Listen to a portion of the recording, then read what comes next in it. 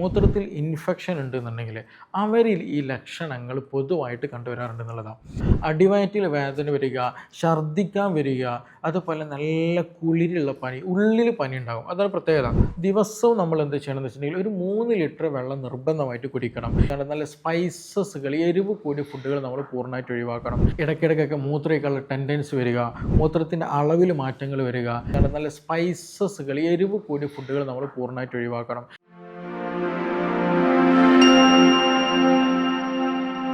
ഇടയ്ക്കിടയ്ക്കൊക്കെ കൈകാലുകളിൽ വേദന വരിക, മസിൽ കയറുക, അതുപോലെ നല്ല ക്ഷീണം തോന്നുക. പ്രത്യേകിച്ചൊരു 4 മണി 5 മണി വൈകുന്നേരം ശേഷം ചെയ്യുന്നത് നല്ല ക്ഷീണം വരിക, ഒരു ഉറക്കം തൂങ്ങൽ, ജോലി ചെയ്യാനൊരു ഉന്മേഷമില്ല. അതുപോലെ തന്നെയാണ് നല്ല ഒരു ഛർദ്ദിക്കാൻ പോലെ, വോമിറ്റിംഗ് ടെൻഡൻസി. ഇങ്ങനെയുള്ള പല ലക്ഷണങ്ങൾ പല ആളുകളിൽ നിന്ന് സർവ്വസാധാരണമായിട്ട് കണ്ടുവരാറുണ്ടെന്നുള്ളതാണ്. ഇതെല്ലതും എടുത്ത് നോക്കുകയാണെന്നുണ്ടെങ്കിൽ, ബഹുഭൂരിപക്ഷം ആളുകൾ എടുത്ത് നോക്കുകയാണെന്നുണ്ടെങ്കിൽ ഇത് മാറിയിട്ടുണ്ടല്ലോ, ഒരുപാട് കാലമായിട്ടുണ്ടായിരിക്കും. ഇതിന് ബേസിക് റീസൺ എന്ന് പറയുന്നത് വേറെ ഒന്നുമില്ല.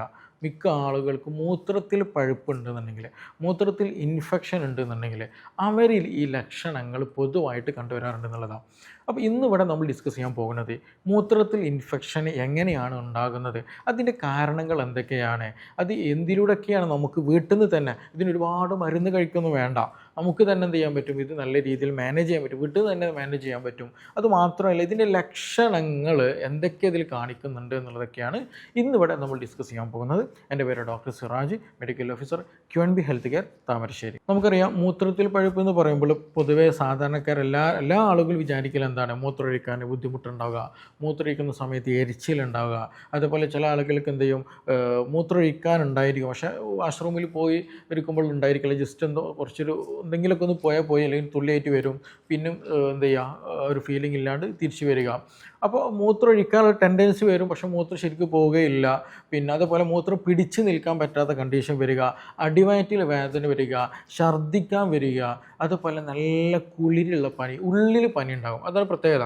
പല ആളുകളും എന്ത് ചെയ്യുന്നത് വെച്ചിട്ടുണ്ടെങ്കിൽ ഉള്ളിൽ പനി ഉണ്ടായിരിക്കും, എക്സ്റ്റേണലി ചിലപ്പോൾ എന്തെങ്കില്ല നമുക്ക് ഒരു പനിയുള്ള പോലെ നമുക്കൊന്ന് ഫീൽ ചെയ്യുന്നില്ല എന്നുള്ളതാണ്.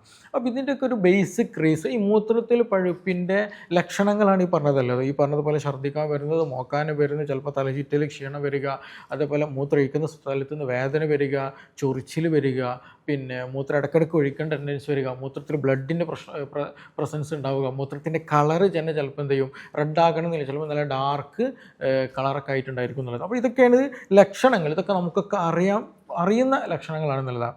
ഇതല്ലാത്ത ചില ലക്ഷണങ്ങൾ ഉണ്ടായിരിക്കും എന്നുള്ളതാണ്. എസ്പെഷ്യലി എടുത്തു പറയാനുള്ളതാണെന്നുണ്ടെങ്കിൽ ബാക്ക് പെയിൻ ഉണ്ടായിരിക്കുന്ന, ഊരവേദന നല്ല രീതിയിൽ ഉണ്ടായിരിക്കുന്ന പല ആളുകളും എൻ്റെ അടുത്ത് വന്നിട്ടുണ്ട്. ഈ ബാക്ക് പെയിൻ ആയിട്ട് വരും. ഇപ്പോൾ അവർ പല ഡിസ്കിന് കംപ്രഷൻ ഉണ്ട്, അതുണ്ട്, മറ്റ് പ്രശ്നങ്ങളുണ്ട്, മസിലിൻ്റെ പ്രശ്നമുണ്ട്, ഇതൊക്കെ നോക്കും. പക്ഷേ ഇത് എല്ലാ സിസ്റ്റം വെച്ചിട്ട് നമ്മൾ ട്രീറ്റ്മെൻറ്റ് എടുത്തിട്ടും ഇതിനൊന്നും മാറ്റം ഉണ്ടായിരിക്കില്ല, കുറവുണ്ടായിരിക്കില്ല എന്നുള്ളതാണ്. അപ്പോൾ ഇതിനൊരു ബേസിക് റീസൺ എടുത്ത് നോക്കുകയാണെന്നുണ്ടെങ്കിൽ ഇവർ യൂറിൻ എടുത്ത് നോക്കുമ്പോൾ ചിലപ്പോൾ എന്തുണ്ടാകും, യൂറിനിൽ നല്ല സിവിയർ ആയിട്ട് ഇൻഫെക്ഷൻ ഉണ്ടാകും എന്നുള്ളതാണ്. പ്രത്യേകിച്ച് സ്ത്രീകളാണെന്നുണ്ടെങ്കിൽ അവരിതിൽ ശ്രദ്ധ കൊടുക്കില്ല എന്നുള്ളത് പ്രത്യേകം പറയാനുള്ളത്. വീട്ടിലത്തെ പണിയും കാര്യങ്ങളൊക്കെ എടുത്ത് നോക്കുന്ന സമയത്ത് ചിലപ്പോൾ എന്തെങ്കിലും വെള്ളം കുടിക്കുന്നതിൽ ശ്രദ്ധിക്കില്ല, മൂത്രം ഒഴിക്കുന്നതിൽ ചിലപ്പോൾ ശ്രദ്ധ ചെലുത്തില്ല, ഇതിലൊന്നും ശ്രദ്ധിക്കില്ല. അവസാനം അങ്ങേയറ്റം പ്രയാസത്തിലേക്ക് എത്തുന്ന സമയത്താണ് പലപ്പോഴും ക്ലിനിക്കുകളിൽ എത്താറുള്ളത്. അപ്പോൾ നമ്മളിത് എടുക്കുന്ന സമയത്ത് ചിലപ്പം വളരെ മറ്റു പല ഇൻഫെക്ഷനിലേക്ക് എന്ത് ചെയ്യും എത്തിയിട്ടുണ്ടാകും. അപ്പോൾ ആൻറ്റിബയോട്ടിക്കും മറ്റു കാര്യങ്ങളൊക്കെ മെഡിസിൻ കൂടുതലായിട്ട് എടുക്കേണ്ടി വരും എന്നുള്ളതാണ്. അപ്പോൾ ചുരുക്കി പറഞ്ഞിട്ടുണ്ടെങ്കിൽ ഇത് നമ്മുടെ അലക്ഷ്യമായിട്ട് ശ്രദ്ധിച്ചിട്ടുണ്ടെങ്കിൽ, അലക്ഷ്യമില്ലാതെ നോക്കിയിട്ടുണ്ടെന്നുണ്ടെങ്കിൽ ഇത് മറ്റു പല സിംറ്റംസും നമ്മുടെ ബോഡി കാണിക്കും. ഞാൻ നേരത്തെ പറഞ്ഞതുപോലെ ബാക്ക് പെയിൻ വരിക, അതുപോലെ തന്നെയാണ് ചിലപ്പോൾ വയറിൻ്റെ ഒരു ഭാഗത്ത് തന്നെ നല്ല രീതിയിൽ വേദന വരിക, ചിലപ്പോൾ നമുക്ക് നല്ല വോമിറ്റിംഗ് ടെൻഡൻസി, ഛർദ്ദിക്കാൻ വരുന്ന അവസ്ഥ വരിക, കുളിര് നല്ല വിറച്ച് പനിക്കുന്ന ഒരവസ്ഥയ്ക്ക് വരിക. ഇങ്ങനെ പല അവസ്ഥയിലേക്ക് എന്ത് ചെയ്യും ഇത് എത്തിക്കും എന്നുള്ളതാണ്. അപ്പോൾ ഈ രോഗം വരാൻ ഇത് പുരുഷന് വരും, സ്ത്രീക്കും വരും എന്നുള്ളത്. പക്ഷേ കൂടുതൽ വരാൻ സാധ്യത ആർക്കാണ് വയ്ക്കുകയാണെന്നുണ്ടെങ്കിൽ സ്ത്രീകൾക്കാണ്. കാരണം സ്ത്രീകൾക്ക് വരാനുള്ളൊരു കാരണം പ്രധാനമായിട്ട് എന്താ വെച്ചിട്ടുണ്ടെങ്കിൽ നമ്മുടെ ഒരു മലദ്വാരവും അവരുടെ മൂത്രനാളിയും ഒക്കെ എന്താണ് ഒരു നിയറസ്റ്റ് ആയിട്ട് അടുത്തടുത്ത് വരുന്ന സ്ഥലങ്ങളാണ്. അപ്പോൾ അതുകൊണ്ട് തന്നെ ഈ മലദ്വാരം ഒന്ന് ആ ഒരു ഭാഗത്ത് എന്തെങ്കിലും ഇൻഫെക്ഷനോ കാര്യങ്ങളൊക്കെ ഉണ്ടെന്നുണ്ടെങ്കിൽ മൂത്രനാളിയിലേക്ക് പെട്ടെന്ന് വരാനും അവിടെ സ്പ്രെഡ് ഉണ്ടാകാനും പെട്ടെന്ന് ഇൻഫെക്ഷനുള്ള സാധ്യതകൾ വളരെ വളരെ കൂടുതലാണെന്നുള്ളതാണ്. അതുമാത്രമല്ല പല ആളുകളും, അത് സ്ത്രീയാണെങ്കിലും പുരുഷനാണെങ്കിലും ഇന്നത്തെ നോക്കുകയാണെന്നുണ്ടെങ്കിൽ ഹൈഡ്രേഷൻ പ്രോപ്പറായിട്ട് നിലനിർത്തുന്നില്ല എന്നുള്ളതാണ്. നമ്മളെപ്പോഴും ശ്രദ്ധിക്കുക, നമുക്ക് നമ്മുടെ ബോഡിയിൽ 75% ഓൾമോസ്റ്റ് എന്താണ് വെള്ളമാണ്, 3/4% വെള്ളമാണ്. അപ്പോൾ ആ ഒരു 3/4% അത്ര വളരെ ഇമ്പോർട്ടൻ്റ് ആണെന്നുള്ളതാണ്. അപ്പോൾ അതിൽ നിന്ന് ചെറിയൊരു അളവ് മാറ്റം വന്നാൽ തന്നെ നമുക്ക് നമ്മുടെ ബോഡി മെറ്റബോളിസത്തിൽ തന്നെ എന്ത് ചെയ്യും, മാറ്റങ്ങൾ വരും. നമ്മുടെ യൂറിൻ ഔട്ട്പുട്ട് മാത്രമല്ല, നമുക്ക് ക്ഷീണം വരും, മുടി കൊഴിച്ചിലുണ്ടായിരിക്കും, ഗ്യാസിൻ്റെ ഇഷ്യൂസ് ഉണ്ടാവും, കോൺസ്റ്റിപ്പേഷൻ്റെ ഇഷ്യൂസുകൾ ഉണ്ടാവും. അങ്ങനെ പലതരത്തിലുള്ള ബുദ്ധിമുട്ടുകൾ എന്ത് ചെയ്യും, ഈ ഹൈഡ്രേഷൻ കുറയിലോട് കൂടിയിട്ട് വരും എന്നുള്ളതാണ്. അപ്പോൾ ദിവസവും നമ്മൾ എന്ത് ചെയ്യണമെന്ന് വെച്ചിട്ടുണ്ടെങ്കിൽ ഒരു 3 ലിറ്റർ വെള്ളം നിർബന്ധമായിട്ട് കുടിക്കണം. ഈ 3 ലിറ്റർ വെള്ളം കുടിക്കുകയെന്ന് വെച്ചിട്ടുണ്ടെങ്കിൽ ഒന്നാകെ അറ്റടേയും കുടിക്കണം എന്നല്ല. അതായത് ചില ആളുകൾ നമ്മൾ പേഷ്യൻസിനോട് പറയുന്നത്, നിങ്ങൾ 3 ലിറ്റർ വെള്ളം കുടിക്കണം എന്നല്ലേ. അപ്പോൾ പേഷ്യൻ്റ് ചിലപ്പോൾ ഉറങ്ങാൻ നിൽക്കുന്ന സമയത്തായിരിക്കും, ഓക്കെ എന്ന് ഞാൻ 1 ലിറ്റർ കുടിച്ചിട്ടുള്ളൂ, 2 ലിറ്റർ കൂടി കുടിക്കാനുണ്ട്, എന്നിട്ട് 2 ലിറ്റർ അല്ലെങ്കിൽ അപ്പോൾ ആ ഒരു സമയത്ത് കുടിച്ച് തീർക്കുക. അത് ചെയ്യരുത്.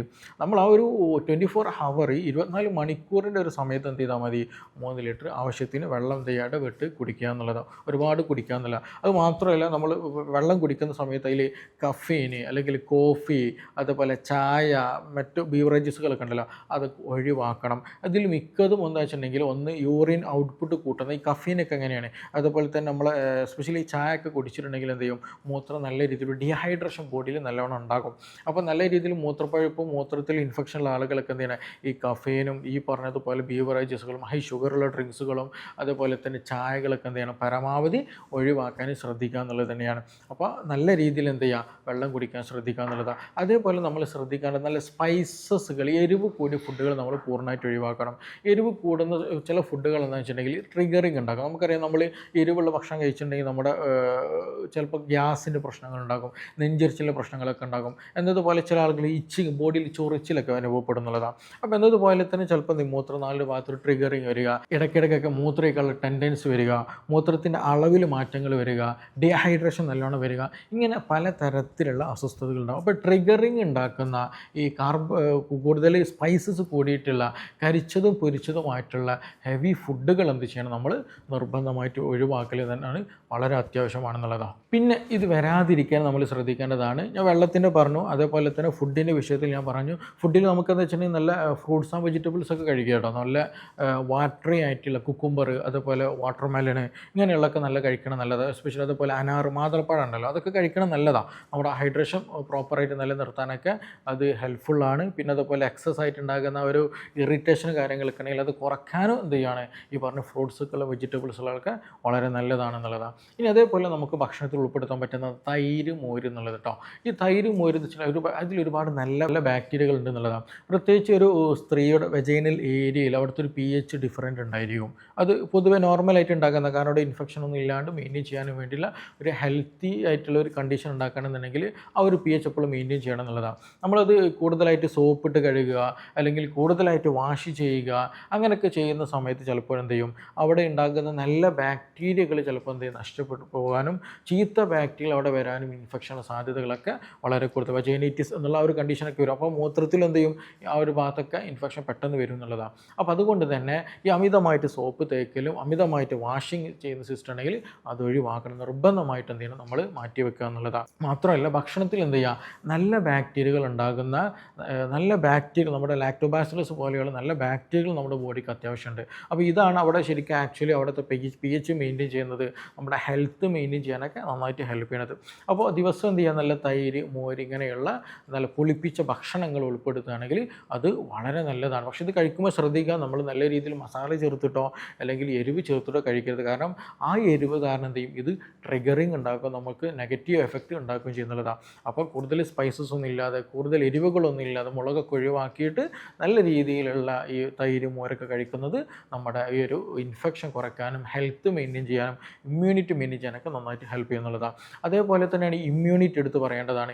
ഇമ്മ്യൂണിറ്റി കുറഞ്ഞ ആളുകൾക്ക് മൂത്രത്തിൽ പഴുപ്പ് ഇങ്ങനെ വന്നുകൊണ്ടേയിരിക്കുന്നില്ല. പ്രത്യേകിച്ച് വൈറ്റമിൻ ഡിയും വൈറ്റമിൻ B12, വൈറ്റമിൻ സി ഒക്കെ കുറഞ്ഞ ആളുകളിൽ എന്ത് ചെയ്യും, ഈ പറഞ്ഞതുപോലെ ഇൻഫെക്ഷൻ ഇതിങ്ങനെ വന്നുകൊണ്ടേയിരിക്കും. ഇത് പെട്ടെന്ന് മാറി കിട്ടില്ല എന്നുള്ളതാണ്. അപ്പോൾ നിർബന്ധമായിട്ട് നിങ്ങൾ ചെയ്യുക, ഇത് ഇടയ്ക്കിടയ്ക്ക് വരുന്നുണ്ടെന്നുണ്ടെങ്കിൽ വൈറ്റമിൻ ഡി ഒക്കെ എസ്പെഷ്യലായിട്ട് നിർബന്ധമായിട്ട് എന്ത് ചെയ്യണം, നിങ്ങൾ ചെക്ക് ചെയ്ത് നോക്കുക. അത് പ്രോപ്പർ ആണെന്നുണ്ടെങ്കിൽ പ്രശ്നമില്ല, അതിൽ മറ്റെന്തെങ്കിലും ഉണ്ടോ എന്നുണ്ടെങ്കിൽ പിന്നെ ചെക്ക് ചെയ്ത് നോക്കിയാൽ മതി. അപ്പോൾ അതിൽ കുറവുണ്ട് എന്നുണ്ടെങ്കിൽ നിർബന്ധമായിട്ട് എന്ത് ചെയ്യണം, അതിനുള്ള മരുന്ന് അല്ലെങ്കിൽ അതിനുള്ള സപ്ലിമെൻറ്റുകൾ നമ്മൾ കഴിക്കൽ അത്യാവശ്യമാണെന്നുള്ളതാണ്. പിന്നെ അതുപോലെ തന്നെയാണ് നമ്മളിതിൽ വിട്ടുപോകാതെ അല്ലെങ്കിൽ നല്ലോണം ശ്രദ്ധിക്കേണ്ട ഒരു സംഗതി എന്ന് വെച്ചിട്ടുണ്ടെങ്കിൽ നമ്മുടെ ഹൈജീനിക്ക്, വൃത്തിയുടെ കാര്യത്തിൽ ചില ആളുകൾ ഞാൻ നേരത്തെ പറഞ്ഞ ഓവറായിട്ട് അവിടെ കഴുകി കഴിഞ്ഞാൽ പ്രശ്നമാണ്. അതേപോലെ തന്നെയാണ് സോപ്പ് അമിതമായിട്ട് ഉപയോഗിച്ച് കഴിഞ്ഞാലും അതും പ്രശ്നമാണ്. അതേപോലെ നമ്മൾ ശ്രദ്ധിക്കേണ്ടതാണ് നല്ല ബ്രീത്തബിൾ ആകുന്ന, സ്കിൻ ബ്രീത്തബിൾ ആകുന്ന കോട്ടൺ യൂസ് ചെയ്തിട്ടുള്ള ഇന്നർ വെയറുകൾ അണ്ടർവെയറുകൾ യൂസ് ചെയ്യുക എന്നുള്ളത്. അല്ലാതെ നമ്മൾ പോളിസ്റ്ററുകൾ യൂസ് ചെയ്തിട്ടുണ്ടെങ്കിൽ എന്ത് ചെയ്യും, അവിടെ ഒരു ഹീറ്റിംഗ് അവിടെ ഉണ്ടായിരിക്കും, നല്ല ഒരു ചൂട് അവിടെ നിലനിൽക്കുകയും അത് വിയർപ്പുണ്ടാവുക, പിന്നീട് അവിടെ എന്ത് ചെയ്യും, ഈ പറഞ്ഞ ബാക്ടീരിയ ഗ്രോത്തിന് അത് നല്ല സഹായകമാകുന്ന ഒരു എൻവയോൺമെൻ്റ് ആയിട്ട് മാറും. ഫംഗൽ ഇൻഫെക്ഷനൊക്കെ വരും. അപ്പോൾ അതുമൂലം എന്ത് ചെയ്യും, നമുക്ക് മൂത്രത്തിൽ പഴുപ്പ്, ഇൻഫെക്ഷൻ, വജൈനൽ ഇൻഫെക്ഷൻ കാര്യങ്ങളൊക്കെ നല്ല രീതിയിൽ വരും. അപ്പോൾ എപ്പോഴും ബ്രീത്തബിൾ ആകുന്ന ഇന്നർവെയർ യൂസ് ചെയ്യുക എന്നുള്ളതാണ്. അത് മാത്രമല്ല, നിങ്ങൾക്ക് ഇടയ്ക്കിടയ്ക്ക് വരുന്നുണ്ടെന്നുണ്ടെങ്കിൽ തന്നെ നല്ല രീതിയിൽ എന്ത് ചെയ്യണം, ഈ ഒരു ഇന്നർവെയർ ക്ലീൻ ആക്കുക എന്നുള്ളത് തന്നെയാണ്. പിന്നെ അത് മാത്രമല്ല, ദിവസവും ഒരു ഇന്നർവെയർ മാത്രമേ യൂസ് ചെയ്യരുത്. റിപ്പീറ്റഡ് ആയിട്ട് എന്ത് ചെയ്യുക, മാറ്റി യൂസ് ചെയ്യാൻ ശ്രദ്ധിക്കുക. കാരണം ഒരേ സാധനം നമ്മൾ ഒരേ ടൈം കുറേ സമയം നമ്മൾ അപ്ലൈ ചെയ്തിട്ടുണ്ടെങ്കിൽ അവിടെ ഇൻഫെക്ഷനുള്ള ടെൻഡൻസി അല്ലെങ്കിൽ സാധ്യതകൾ വളരെ കൂടുതലാണെന്നുള്ളതാണ്. അപ്പോൾ ഇനി ഇതൊന്നുമല്ല ഇതിൻ്റെ പ്രത്യേകത. എന്താ പറയുക, ഇപ്പോൾ ഈ കാരണങ്ങൾ, ഇത് വെള്ളം കുടിക്കണം എന്നുള്ളതും ഈ ഫുഡ് ഒഴിവാക്കണം എന്നുള്ളതും ഡ്രസ്സിങ്ങിൻ്റെ കാര്യത്തിലും പിന്നെ അതുപോലെ ഹൈജീനിക്കിൻ്റെ കാര്യത്തിലും ഇതെല്ലതും പല ആളുകൾക്കും അറിയാം എന്നുള്ളതാണ്. പക്ഷെ എന്തെങ്കില്ല, ഇത് പരിഗണിക്കില്ല എന്നുള്ളതാണ്. ഇത് പരിഗണിക്കാതെ നിന്നിട്ടുണ്ടെങ്കിൽ എന്ത് ചെയ്യും, നിങ്ങൾക്ക് സെർവിക്സിന് ഇൻഫെക്ഷൻ വരും, അതുപോലെ തന്നെ ബ്ലാഡറിന് ഇൻഫെക്ഷൻ വരും, അതുപോലെ കിഡ്നിയിലേക്കൊക്കെ എന്ത് ചെയ്യും, അത് ഇൻഫെക്ഷൻ വരാനും സിസ്റ്റമിക് ഇൻഫെക്ഷനൊക്കെ ഉണ്ടാകാനുള്ള സാധ്യതകൾ വളരെ കൂടുതലാണെന്നുള്ളതാണ്. അപ്പോൾ ആ ഒരു സമയത്ത് പിന്നെ വലിയൊരു കോഴ്സായിട്ട് നമ്മൾ മെഡിസിനും കാര്യങ്ങളൊക്കെ എടുക്കേണ്ടി വരും എന്നുള്ളത്. അപ്പോൾ അങ്ങനെ ഒരു സാഹചര്യം ഉണ്ടാകുന്ന ഒരവസ്ഥ ഉണ്ടാകരുത്. നമ്മളെന്ത് ഇങ്ങനെ ബുദ്ധിമുട്ടൊക്കെ ഉണ്ടെന്നുണ്ടെങ്കിൽ തൊട്ടടുത്ത ലാബിൽ പോയിട്ട് നമുക്ക് വേണമെങ്കിൽ CBC രക്തം ടെസ്റ്റ് ചെയ്ത് നോക്കാം, അതുപോലെ യൂറിൻ്റെ സാധാരണ ടെസ്റ്റുകളുണ്ട്, അതൊക്കെ ചെയ്ത് നോക്കുക. അതിനനുസരിച്ച് നമ്മൾ എന്ത് ചെയ്യുക, നല്ല രീതിയിൽ ഹൈഡ്രേഷൻ കൂട്ടാം. തുടക്കത്തിലാണ് ബാക്ടീരിയ ഒക്കെ ഉണ്ടെന്നുണ്ടെങ്കിൽ തന്നെ നല്ല രീതിയിൽ വെള്ളം കുടിച്ചാൽ തന്നെ എന്ത് ചെയ്യാൻ പറ്റും, നമുക്ക് ഈ മൂത്രത്തിലുള്ള ഇൻഫെക്ഷന് നമുക്ക് പുറന്തള്ളാനും ഹെൽത്തി ആയിട്ട് നമുക്ക് മെയിൻറ്റെയിൻ ചെയ്യാൻ പറ്റും എന്നുള്ളതാണ്. അപ്പോൾ മൂത്രത്തിൽ ഇൻഫെക്ഷൻ ഉള്ള ആളുകൾ, ഇതുപോലെ ബുദ്ധിമുട്ടുള്ള ആളുകൾ, ചില ആളുകൾ റിപ്പീറ്റഡ് ആയിട്ട് വരും, ഞാൻ നേരത്തെ പറഞ്ഞു റിപ്പീറ്റഡ് ആയിട്ട് വരും, പിന്നെ അങ്ങനെയുള്ള പല ബുദ്ധിമുട്ടുകളൊക്കെ ഉണ്ടായിരിക്കും. അപ്പോൾ അങ്ങനെ എന്തെങ്കിലും ബുദ്ധിമുട്ടുകളോ കാര്യങ്ങളോ എന്തെങ്കിലും സംശയങ്ങളുണ്ടെങ്കിൽ താഴെ തന്നിട്ടുള്ള നമ്പറിൽ ബന്ധപ്പെടാവുന്നതാണ്. നമുക്കിനി മറ്റൊരു വിഷയവുമായി ബന്ധപ്പെട്ട് വീണ്ടും കാണാം. Thank you.